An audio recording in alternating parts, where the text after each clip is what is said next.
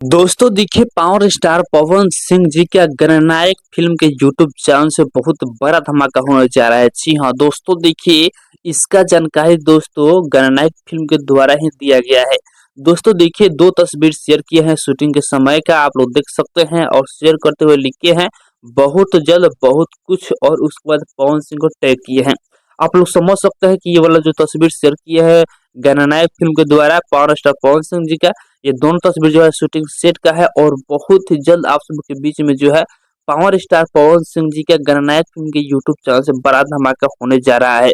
आपको बता दें कि बहुत ही शानदार गाने का जो है शूटिंग किया गया है। आप लोग तस्वीर देख सकते हैं कि पावर स्टार पवन सिंह जो है काला ड्रेस पहने हुए हैं और बहुत ही तगड़े लेवल का जो है गाने का जो है शूटिंग किया गया है।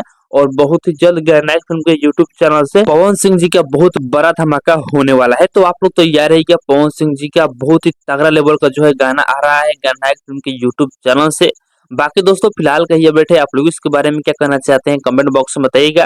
और इसी के साथ हम इस वीडियो को समाप्त करते हैं। अभी तक इस वीडियो को लाइक नहीं किया तो लाइक कर दीजिए और इस चैनल पर पहली बार आए हैं तो सब्सक्राइब भी कर लीजिएगा, क्योंकि इस चैनल पर भोजपुरी इंडस्ट्री के हर एक अपडेट सबसे पहले आप सभी को देखने और सुनने को मिलेगा।